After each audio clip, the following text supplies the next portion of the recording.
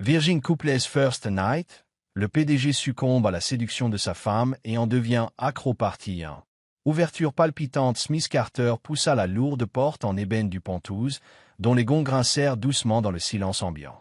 La lumière des lustres en cristal suspendus au plafond se reflétait sur le sol en marbre, créant des éclats scintillants tel un ciel étoilé. Au-delà des baies vitrées, la baie du Golden Gate apparaissait voilée par la brume nocturne. Les lumières du pont du Golden Gate, au loin, scintillaient comme des braises. C'était l'endroit où il se sentait le plus puissant, où il gardait la mainmise sur tout, depuis les contrats à plusieurs milliards de dollars de Carter Tech jusqu'au battement de son propre cœur. Mais ce soir-là, quelque chose clochait. L'air semblait lourd, oppressant, comme si un orage était sur le point d'éclater. Il avança, ses chaussures de cuir verni résonnant en un clop-clop régulier sur le sol. Son regard froid et perçant balaya la pièce, pour finalement s'arrêter sur la frêle silhouette qui se tenait près de la fenêtre. Eleanor Harper, sa toute nouvelle épouse, qu'il n'avait rencontrée que 3 fois avant de signer l'acte de mariage quelques heures plus tôt. Elle était la variable imprévue, la solution de fortune imposée par le conseil d'administration pour étouffer le scandale médiatique menaçant l'entreprise. Dans l'esprit de Smith, elle n'était qu'une pauvre orpheline, une simple employée d'entretien chez Carter Tech, quelqu'un qu'il pourrait aisément contrôler, comme tout le reste dans sa vie. Mais à l'instant où son regard se posa sur elle, il sentit un serrement dans sa poitrine. Eleanor se tenait là, lui tournant le dos, ses longs cheveux noirs tombant en cascade sur ses épaules. La robe blanche toute simple, choisie par l'équipe RP pour la cérémonie, moulait encore sa silhouette élancée. Elle avait toutefois retiré le voile, dévoilant une paire de baskets usées, ultime vestige de son passé d'orpheline. Sous la lueur tamisée et irréelle venue de l'extérieur, son corps semblait auréolé de lumière, comme si elle n'appartenait pas vraiment à ce monde de luxe. Smith se racla la gorge, et sa voix grave et froide rompit le silence. « Tu devrais te changer. Il est tard. » Il ne voulait pas s'éterniser. La nuit de noces n'était qu'une formalité, un spectacle pour rassurer la presse et les actionnaires. Il n'attendait rien d'elle, ni émotion, ni complicité, juste une présence inoffensive. Mais alors, Eleanor se retourna. Son mouvement était lent, presque délibéré, et lorsqu'elle leva le visage vers la lumière, Smith eut la respiration coupée. Son regard brun profond se fixa sur lui, sans la moindre crainte ni timidité. Elle ne baissa pas les yeux, ne détourna pas le visage. Au contraire, elle le défiait, une détermination farouche brillant dans son regard. Lentement, elle retira sa vieille veste usée et la laissa tomber au sol, révélant la fine robe blanche qui épousait ses formes. Elle avait le corps gracieux, discret, mais doté d'une beauté naturelle et pure qui fit battre son cœur plus vite. Il avait croisé des centaines de femmes sublimes dans des réceptions mondaines, pourtant, aucune ne l'avait fait vibrer ainsi, comme si toutes les murailles qu'il avait érigées en lui s'ébranlaient. « Toi !» Smith voulut dire quelque chose, reprendre le contrôle, mais sa voix se perdit lorsqu'Eleanor s'approcha. Ses pieds nus effleurèrent le sol sans un bruit, tels ceux d'un chat. Elle s'arrêta face à lui, à quelques centimètres à peine, et le parfum discret d'un savon bon marché qu'elle portait se mêla à l'air opulent du Pontouse, produisant un contraste étrange mais captivant. Sa voix résonna, douce mais tranchante, telle une lame fine. « Tu crois que je ne suis qu'une fille quelconque à qui tu peux donner des ordres ?» A Smith en resta bouche bée. Jamais personne n'avait osé lui parler sur ce ton, ni ses employés, ni ses partenaires, ni même ses adversaires les plus acharnés de la Silicon Valley. Mais Eleanor ne fit pas que parler, elle agit. Sa petite main se posa soudain sur son torse, à travers le tissu coûteux de son gilet, la chaleur de sa paume le transperçant, faisant affluer le sang à ses tempes. Avant qu'il ne puisse réagir, Eleanor se hissa sur la pointe des pieds, l'attira vers elle et posa ses lèvres sur les siennes. Ce baiser n'avait rien de timide ou de doux, contrairement à ce qu'il aurait pu attendre d'une orpheline ignorant tout de l'amour. Non, il était ardent, fougueux, empreint d'un défi et d'un désir qu'il n'avait jamais soupçonné. Ses lèvres tendres se pressaient avec force contre les siennes, son souffle brûlant se mêlait au sien. À cet instant précis, tous les remparts qu'il avait bâtis en 30 ans s'écroulèrent d'un coup. Son corps réagit avant même que son esprit ne suive. Ses mains saisirent ses épaules et l'attirèrent plus près, ses lèvres répondant à ce baiser avec une fougue qu'il ne se connaissait pas. Une bourrasque semblait le pousser vers elle, ses mains glissant dans son dos pour ressentir chaque courbe sous la fine robe. « Eleanor, n'y recule pas. » Elle enroula ses bras autour de sa nuque, ses doigts se mêlant à ses cheveux, les agrippant davantage, comme si c'était elle qui dominait la situation, et non lui. Smith, l'homme qui contrôlait tout, des lignes de code complexes aux réunions stratégiques, venait de perdre toute maîtrise. Leur souffle saccadé se confondait, la lumière tamisée jouait sur sa peau, et il se sentait dévoré par un brasier incontrôlable. Eleanor, souffla-t-il entre deux respirations, la voix rauque d'émotion. Elle esquissa un sourire à la fois doux et dangereux, et murmura « Ne crois pas tout savoir de moi, Smith Carter. » Ces mots le transpercèrent comme une flèche, réveillant en lui une part profonde, longtemps étouffée. Cette nuit de noces n'était plus une simple formalité. C'était le début d'une passion féroce et irrésistible qui allait le transformer à jamais. Lorsqu'il l'entraîna sur le large lit recouvert de soie, leurs regards ne se quittèrent pas. Dehors, San Francisco brillait encore de mille feux. Mais dans ce Penthouse, il n'était plus que deux, Smith, l'homme le plus influent de la Silicon Valley, et Eleanor, l'orpheline qui venait de lui faire perdre tout contrôle. Et dès cet instant, il sut qu'il était déjà accro à elle. Bienvenue sur Soul Stories. La vie peut parfois sembler écrasante, mais ici, nous partageons des histoires pleines d'émotions pour vous offrir paix, joie et inspiration. Chacun de vos commentaires, de vos j'aime et de vos abonnements compte énormément pour nous. C'est votre soutien qui nourrit notre passion de créer des récits toujours plus sincères et porteurs d'espoir. Notre dernière histoire vous a-t-elle touché? Dites-le nous en commentaire avec un « Je suis heureux » si elle a résonné en vous. Rejoignez notre communauté de bienveillance, d'amour et de positivité en vous abonnant dès maintenant. Faisons ensemble de chaque jour un peu plus radieux. Partie 2, retour en arrière. La rencontre, c'était un soir d'hiver glacial à San Francisco.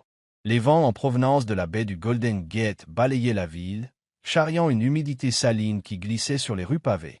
Le siège de Carter Tech, le conglomérat technologique dirigé par Smith Carter, dominait le cœur de la ville, ses façades de verre miroitant sous les lumières urbaines. Au dernier étage se trouvait le domaine privé de Smith.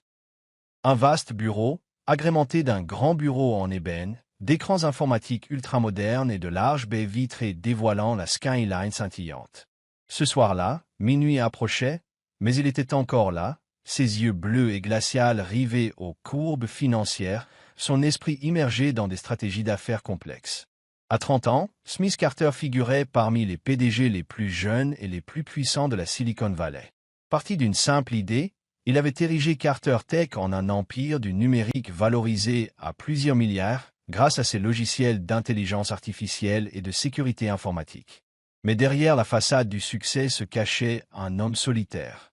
Issu d'une famille richissime mais dénuée d'amour, il avait grandi dans l'indifférence, ses parents n'ayant Dieu que pour leur fortune et leur réputation. Très tôt, Smith avait appris à enfouir ses émotions, se transformant peu à peu en machine parfaite, inébranlable.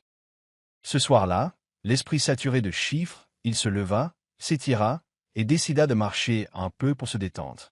Les lumières blafardes des ampoules LED éclairaient les couloirs déserts, instaurant une atmosphère quasi surréaliste, seulement rythmée par le sifflement du vent s'engouffrant entre les vitres.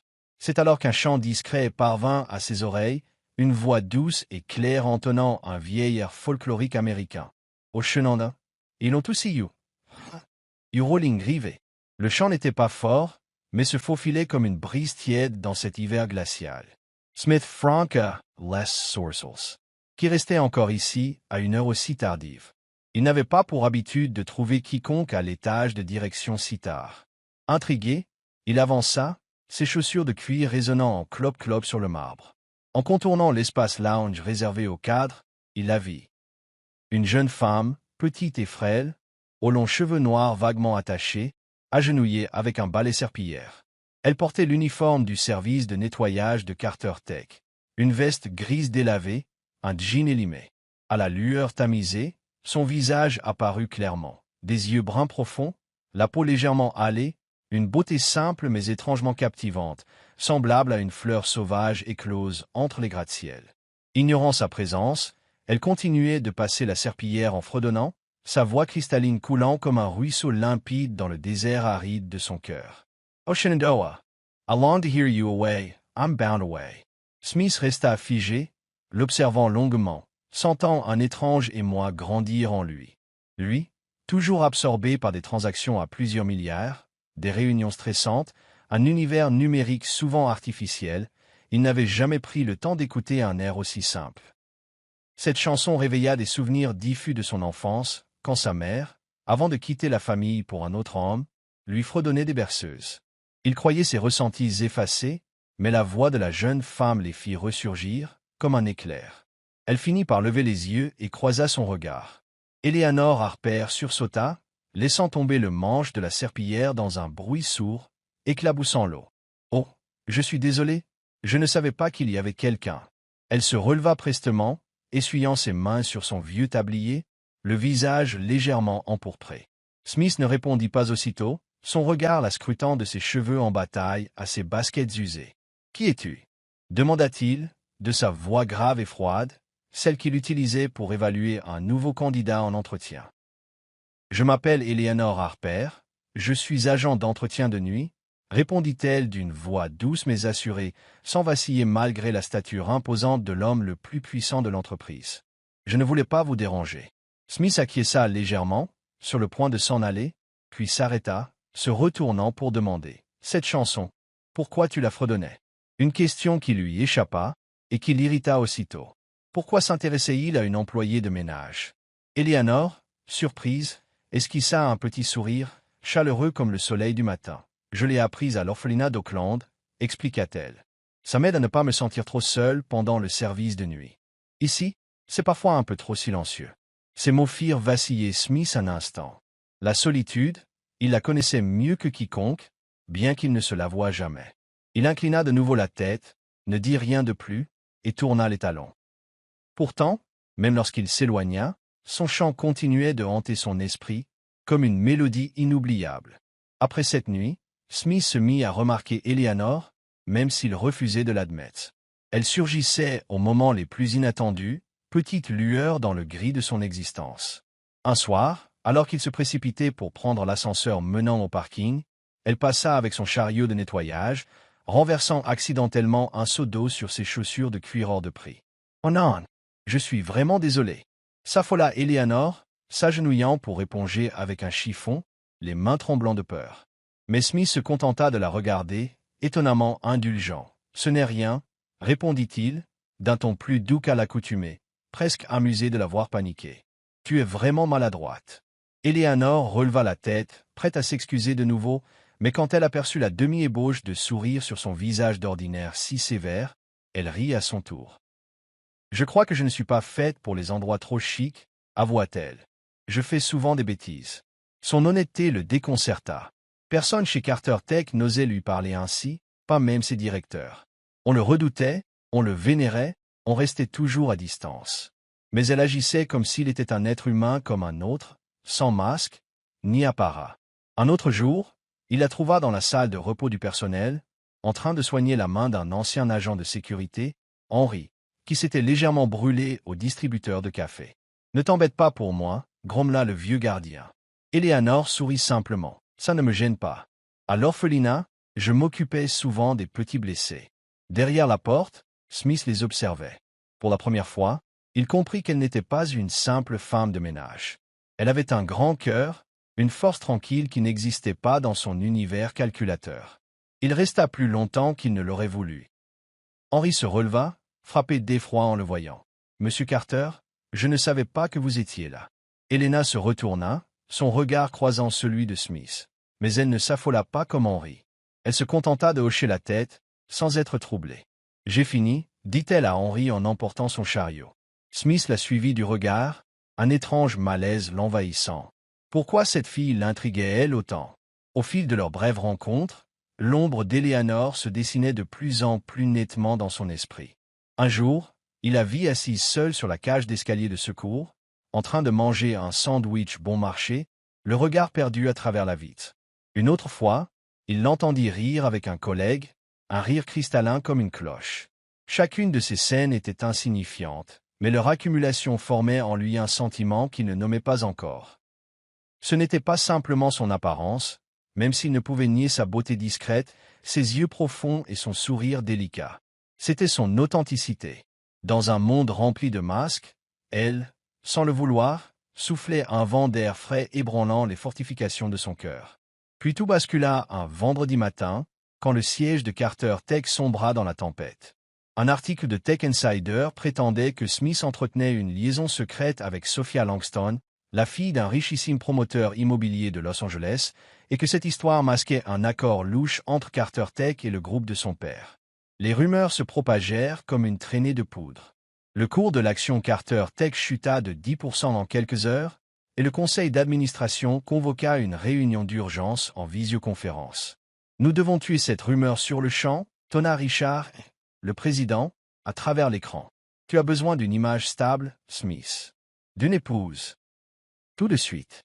Et Smith se renfrogna, serrant son estilo. Il détestait qu'on l'oblige, qu'on lui dicte sa conduite. Mais ne céda pas. Si tu n'acceptes pas, on trouvera quelqu'un pour te remplacer. Les actionnaires détestent les scandales. Smith garda le silence, son esprit en ébullition. Une épouse? Il n'avait jamais songé au mariage, ne laissait personne franchir les murs de sa vie. Mais il avait raison. Son image était cruciale pour Carter Tech. Un scandale de ce genre pourrait détruire tout ce qu'il avait bâti. Alors, l'image d'Eleanor lui revint, non pas parce qu'il se crut amoureux, du moins pas consciemment, mais parce qu'elle représentait la solution la plus sûre. Une simple femme de ménage, sans relation, sans ambition. Quelqu'un qu'il pourrait maîtriser, comme tout le reste. Le jour même, il la convoqua dans son bureau privé, une pièce spacieuse au décor minimaliste mais luxueux. Eleanor arriva, vêtue de son uniforme d'entretien, mains jointes devant elle, l'air à la fois curieux et serein. Smith alla droit au but. « J'ai besoin que tu deviennes ma femme, pour la façade. Je te verserai 2 millions de dollars, afin que tu sauves l'orphelinat où tu as grandi. Tu acceptes ?» Eleanor le fixa, stupéfaite. 2 millions. Une somme inimaginable, assez pour reconstruire l'orphelinat d'Oakland où elle avait grandi dans la misère, là où des dizaines d'enfants risquaient de se retrouver à la rue. Mais elle n'était pas naïve. « Pourquoi moi ?» demanda-t-elle, la voix ferme, le regard cherchant à percer ses intentions. Smith haussa les épaules, le regard glacial. « Parce que tu es simple. Je veux quelqu'un qui ne fasse pas de vagues. » Il parlait comme s'il passait un contrat commercial. Eleanor se tut un long moment, balayant la pièce du regard, puis le reposa sur lui. « D'accord, finit-elle par répondre, d'une voix égale, mais c'est pour les enfants. » En quittant le bureau, ses yeux lancèrent une lueur de détermination, imperceptible pour Smith. Elle n'allait pas être une marionnette. 3 jours plus tard à peine, on célébrait le mariage en catimini dans un hôtel de luxe à Mobile, en présence de quelques membres du conseil et de quelques journalistes triés sur le volet pour immortaliser la cérémonie. Smith portait un costume noir taillé à la perfection, le visage impassible comme s'il assistait à une réunion de routine. Eleanor, vêtue d'une simple robe blanche choisie par l'équipe RP, signa l'acte avec la main légèrement tremblante. Ils prononcèrent quelques mots, mécaniques, idots, sans émotion apparente. Mais au moment où Smith passa l'anneau à son doigt, il effleura sa peau tiède, et un frisson les parcourut tous deux. Leurs regards se croisèrent. Dans les yeux bruns profonds d'Eleanor, il distingua l'éclat d'un mystère qu'il ne comprenait pas. Elle esquissa un sourire à peine perceptible, doux mais chargé de sens, comme si elle savait ce qu'il ignorait. Après la cérémonie, ils quittèrent l'hôtel en direction du siège de l'entreprise. Smith contempla la ville illuminée depuis la vitre teintée, pensant qu'il ne s'agissait que d'une transaction, d'un semblant de mariage appelé à se terminer tôt ou tard. Il était loin de se douter qu'Eleanor, l'orpheline au cœur d'acier, allait bousculer tous ses plans et l'entraîner dans un tourbillon d'amour qu'aucun des deux n'aurait pu imaginer. Partie 3. La nuit de noces et le début de la passion. Le Pontouse était plongé dans la lueur tamisée des lustres en cristal accrochés au plafond, leur éclat se réverbérant sur le sol de marbre, scintillant telle une voûte céleste. Derrière les baies vitrées, la baie du Golden Gate s'évanouissait dans la brume nocturne, les lumières du pont clignotant à la manière de braises lointaines, soulignant l'opulence glaciale des lieux. Smith Carter se tenait là, respirant à peine, les mains agrippant tout. Eut jour les épaules d'Eleanor Harper, après le baiser ardent qu'ils venaient d'échanger. Un baiser qui avait fait s'écrouler toutes les défenses qu'il avait érigées en 30 ans. Eleanor se tenait devant lui, ses yeux bruns brillants sous la lumière, sans la moindre trace de peur ou d'hésitation. La fine robe blanche épousait ses formes délicates, captivant son regard. Il y a quelques minutes encore, il était entré ici sûr de lui, décidé à tout contrôler. Pour lui, ce mariage n'était qu'une mise en scène, destinée à calmer la presse. Mais quand elle l'avait attiré dans ce baiser, ses projets s'étaient évaporés comme la brume sur la baie. Son corps brûlait, son cœur s'emballait, un désir inconnu le dévorait. « Éléanore, murmura-t-il, la voix rauque, tandis que ses mains glissaient dans son dos, frôlant la chaleur de sa peau à travers l'étoffe légère. Elle ne se déroba pas, mais enroula ses bras autour de sa nuque, ses doigts glissant dans ses cheveux foncés, l'attirant davantage, comme pour affirmer qu'elle menait le jeu. « Ne pense pas tout savoir de moi. Smith Carter, dit-elle, sa voix à la fois douce et impertinente, son sourire caressant et dangereux, telle une invitation à un duel sucré. Smith en resta pétrifié. Aucun concurrent, aucun actionnaire, aucun être ne lui avait jamais parlé ainsi. Mais Éléanore n'en resta pas là. Elle se dressa de nouveau sur la pointe des pieds et l'embrassa, et cette fois, il ne put résister. Il l'étreignit, ses mains se crispant autour de sa taille, répondant à son baiser avec une fougue qu'il ignorait en lui. Ses lèvres à elle étaient souples mais déterminées, son souffle brûlant fusionnant avec le sien, et en un instant, toute sa logique, toute sa volonté s'effondra. Il la repoussa doucement vers le grand lit recouvert de soie trônant au centre de la pièce, ses yeux bleus vrillaient aux siens, comme s'il était prêt à la dévorer. Éléanore s'effondra sur les draps, ses cheveux noirs se répandant autour de sa tête comme un voile de satin, le défi brillant dans son regard. Elle n'était pas la jeune fille effarouchée qu'il aurait pu imaginer. Elle le fixait avec la même ardeur, le même désir, sans la moindre crainte. « Tu crois que j'ai peur de toi ?» lança-t-elle, sa voix mélangeant douceur et provocation, tandis que sa main remontait vers son torse pour en sentir les battements précipités. Smith ne répondit pas. Il se pencha au-dessus d'elle, posant ses mains de part et d'autre de son corps pour l'embrasser. Le baiser se fit plus profond, plus impétueux, comme s'il tentait de la fondre en lui. Éléanore se livra, en serrant ses épaules, haletant sous ses caresses. Leurs souffles se mêlèrent, la lumière dansante caressant sa peau.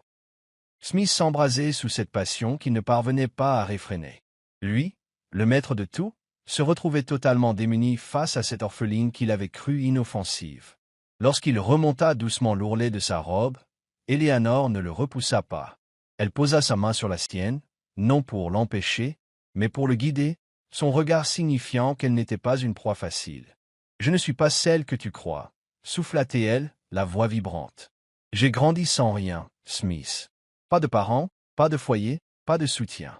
Mais je ne suis pas faible, et je ne te laisserai pas me traiter comme un pion dans ton plan. » Ces mots frappèrent l'orgueil de Smith, mais au lieu de la colère, il ressentit de la surprise, puis de l'admiration. Il n'avait jamais rencontré pareille franchise. Dans son univers, tout était calculé, chacun portait un masque. Pas elle. Il s'inclina, ses lèvres caressant son front, sa joue, son cou, des gestes emplis de douceur et d'un désir insatiable. « Je n'ai jamais désiré quelqu'un autant que toi, » avoua-t-il, la voix cassée, comme si ces mots étaient arrachés du plus profond de lui. Éléanore sourit, sa main glissant sur sa joue, son pouce traçant un léger sillon. « Alors ne t'arrête pas, » murmura-t-elle, l'attirant dans un nouveau baiser. Cette fois, il n'y avait plus ni défi ni retenue, juste deux âmes qui se rejoignent dans un lamballet de passion. Smith sentit la chaleur de son corps, l'odeur discrète du savon bon marché mêlée à celle de sa peau. Il réalisa qu'il était déjà incapable de lui résister. Il l'étendit sur le lit, commença à défaire les boutons de sa robe, et elle ne résista pas. Au contraire, elle l'aida, ne quittant pas son regard, comme si elle voulait graver chaque instant dans sa mémoire. Lorsque la robe blanche tomba, dévoilant ses courbes sous la lumière tamisée, Smith s'arrêta, la contemplant d'un œil émerveillé. « Tu es magnifique » souffla-t-il, la voix frémissante. Éléanore sourit avec un soupçon de tristesse. « Personne ne me l'avait jamais dit, » répondit-elle, le regard perdu. « À l'orphelinat, je n'étais qu'un fardeau indésirable. Personne ne me regardait comme tu me regardes. » Ces mots touchèrent une corde sensible. Smith s'allongea près d'elle, caressant ses cheveux noirs, et pour la première fois de sa vie, il se dévoila. « Je sais ce que c'est » souffla-t-il, chaque mot lui coûtant. « Ma mère est partie quand j'étais enfant. Mon père ne voyait en moi qu'un futur héritier. J'ai grandi dans une maison vide où personne ne se souciait de ce que je ressentais. » Éléanore l'observa, son regard embué d'empathie. « Alors nous nous ressemblons plus que tu ne le pensais » répondit-elle, ses doigts entremêlant les siens. J'ai toujours cru que je finirais seul, que personne n'aurait besoin de moi. Mais ce soir, tu me fais me sentir différente. Smith sentit son cœur se serrer. Il la serra contre lui, s'imprégnant de sa chaleur. Moi aussi, chuchota-t-il, tout contre ses cheveux. Je n'ai jamais cru avoir besoin de quelqu'un, jusqu'à maintenant. Ils restèrent un moment enlacés, bercés par leur respiration, le vent sifflant aux fenêtres. Mais ce silence n'était pas vide, il était chargé de sentiments qu'ils n'avaient jamais osé affronter. Puis, comme la braise sous la cendre, le désir s'enflamma de nouveau. Smith l'embrassa, plus tendrement, ses mains glissant sur elle pour explorer chaque parcelle de peau.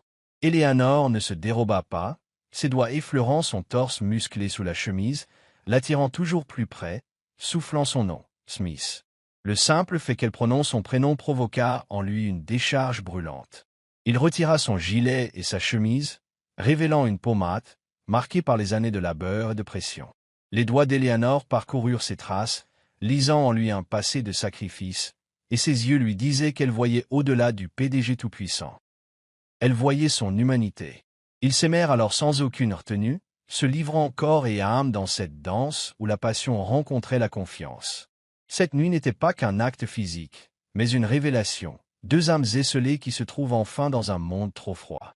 Quand ils s'endormirent, l'un contre l'autre, transpirant et épuisés, Smith réalisa, en plongeant son regard dans celui d'Eleanor, qu'il ne s'agissait plus d'un simulacre de mariage. Il en était déjà trop épris. Il n'avait pas simplement succombé à son charme, il était devenu dépendant de sa présence, de ce regard dénué de duplicité. Dehors, San Francisco continuait de luire sous les lumières, mais dans ce Penthouse, ils étaient seuls au monde. Smith, le magnate invincible de la Silicon Valley, et Eleanor, la jeune orpheline qui avait su faire battre son cœur. À compter de cette nuit, rien ne serait plus jamais pareil. Partie 4. L'épanouissement de l'amour et les défis après cette nuit de noces passionnées, la vie de Smith Carter bascula d'une manière qu'il n'aurait jamais anticipée.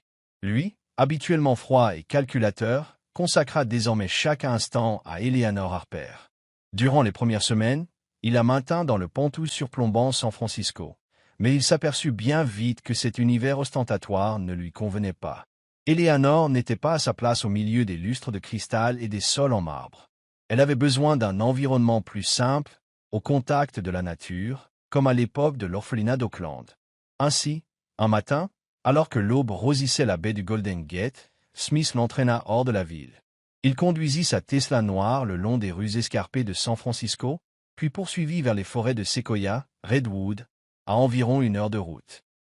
Ces arbres majestueux culminaient à des hauteurs vertigineuses, leurs branches serrées créant une voûte végétale, baignée d'une sérénité à 1000 lieues de l'agitation de la Silicon Valley. Là, il lui montra une petite maison de bois qu'il avait secrètement achetée, un nid douillet avec un toit incliné couvert de mousse, de vastes fenêtres donnant sur la forêt, et une cheminée en pierre au salon. « C'est pour toi, » dit-il, la voix basse et chaleureuse, sa main serrant la sienne sur le perron. « Je sais que tu n'aimes pas la ville. Je veux que tu te sentes chez toi. » Eleanor le dévisagea, ses yeux bruns écarquillés. Puis elle sourit, ce sourire sincère qu'il avait conquis le jour où il l'avait entendu chanter dans les couloirs de Carter Tech. « Smith, tu n'étais pas obligé, » répondit-elle. Il secoua la tête. « J'en ai envie. Tu mérites bien plus que ce que je pourrais jamais t'offrir. » Dès la semaine suivante, ils s'installèrent dans ce chalet. Smith réduisit son temps au bureau, déléguant à ses cadres pour passer plus de moments près d'elle. Il apprit à ralentir. Le matin, il se levait avec elle, préparait le café dans la cuisine modeste, écoutait les oiseaux chanter. L'après-midi, il se promenait au pied des séquoias en se tenant la main, se satisfaisant de ce silence rempli de paix. Eleanor lui apprit à cultiver un potager derrière la maison. Pour la première fois de sa vie, Smith découvrit la joie simple d'arracher les mauvaises herbes, de planter des semences. Et plus encore, il découvrit le bonheur d'un amour qui n'avait rien à voir avec l'argent ou le pouvoir. Il n'était plus ce PDG toujours tiré à 4 épingles, scotché à son téléphone. Désormais, il portait souvent des chemises de flanelle, partageait la chaleur du foyer avec Eleanor, l'écoutait évoquer ses souvenirs d'orpheline. Pour elle, il n'était plus le roi de la Silicon Valley. Il n'était que Smith, un mari aimant prêt à tout pour la rendre heureuse. Mais tout le monde n'accepta pas ce changement. La rumeur du mariage de Smith et de la femme de ménage se répandit parmi les cercles mondains de Palo Alto lors des événements technologiques de San Francisco. Les élites murmuraient, l'air méprisant. Il a épousé une employée d'entretien. C'est absurde. Une riche héritière qui avait rêvé d'épouser Smith un jour ricana. Elle sort de la rue. Sans doute une profiteuse. Smith Carter a perdu la tête.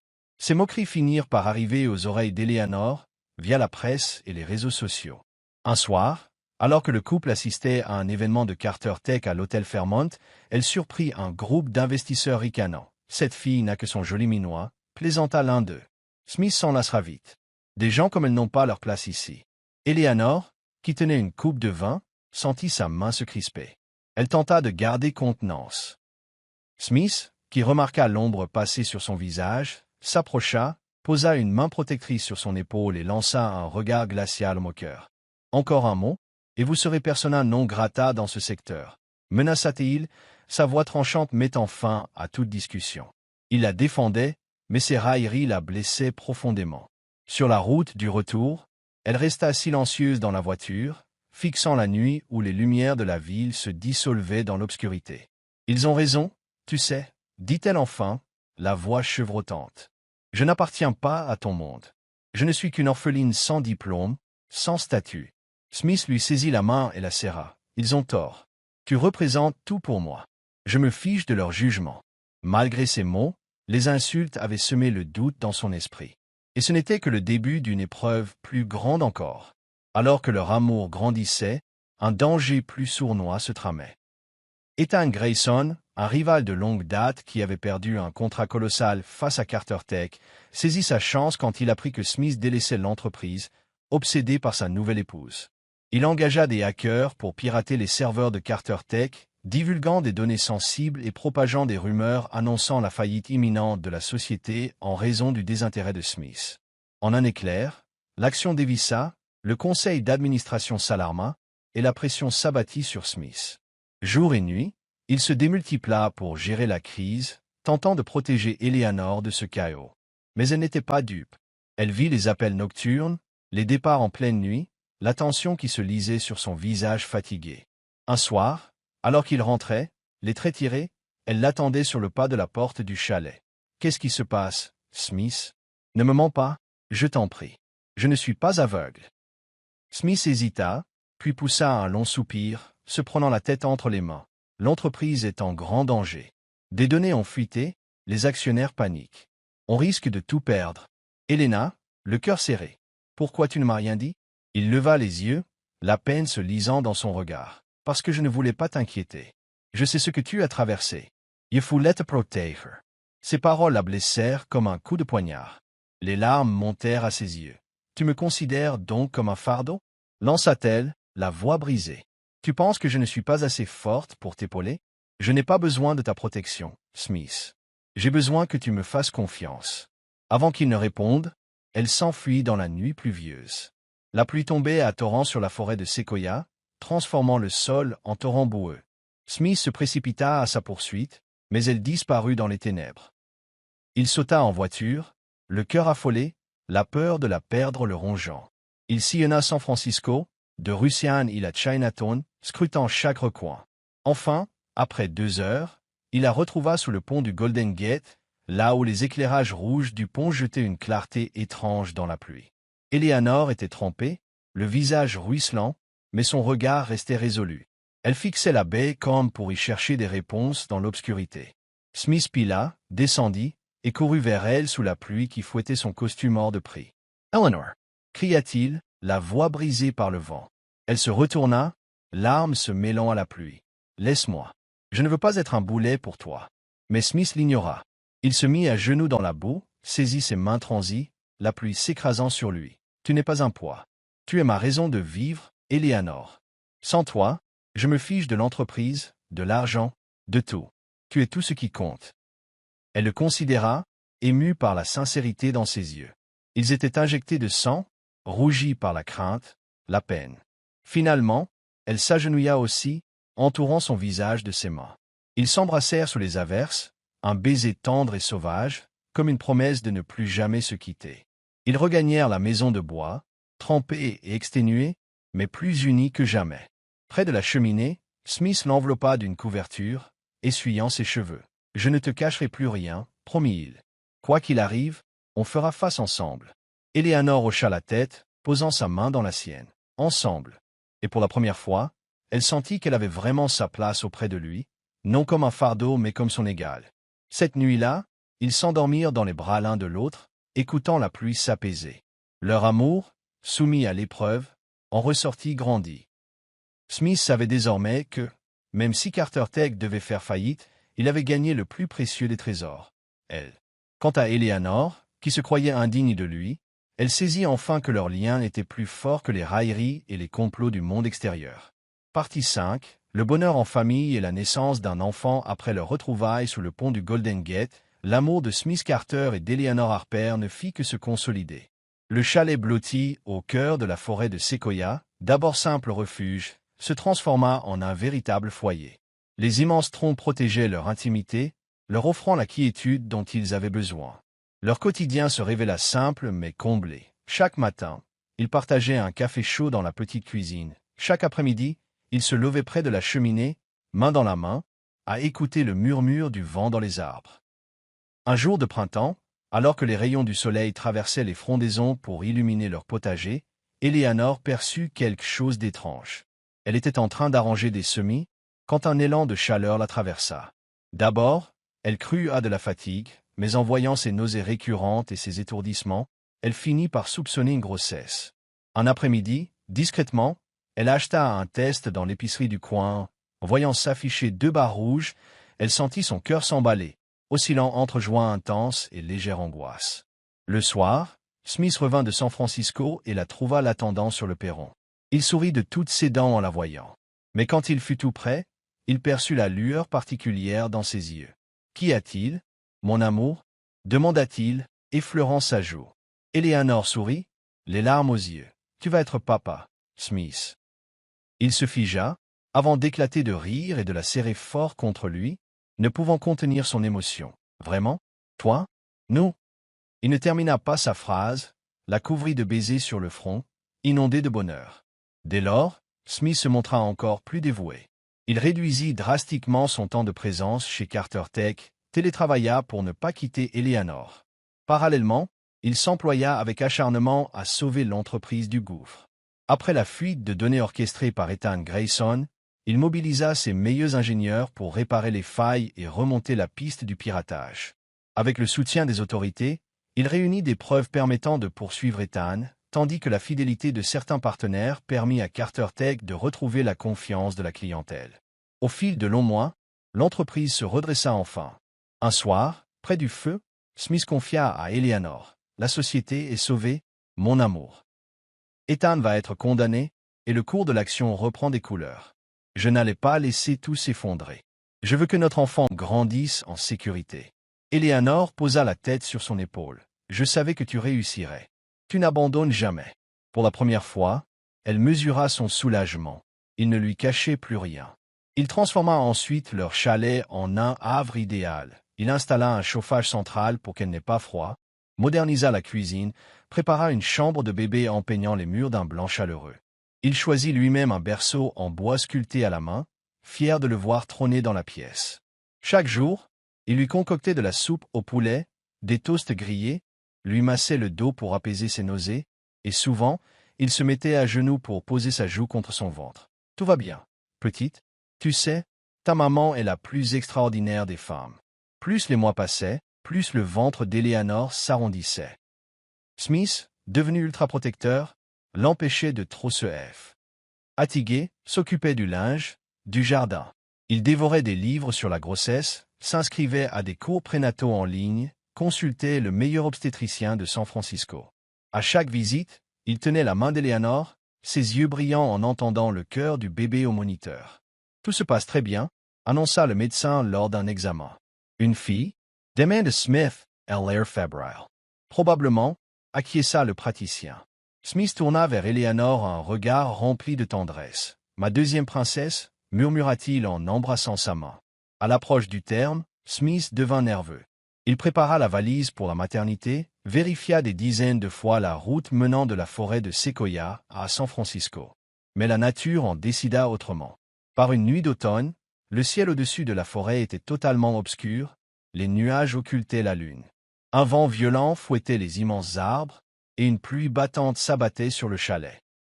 Eleanor se réveilla en sursaut, saisie d'une douleur fulgurante au bas-ventre, ses mains crispées sur son ventre. « Smith » gémit-elle, la voix brisée.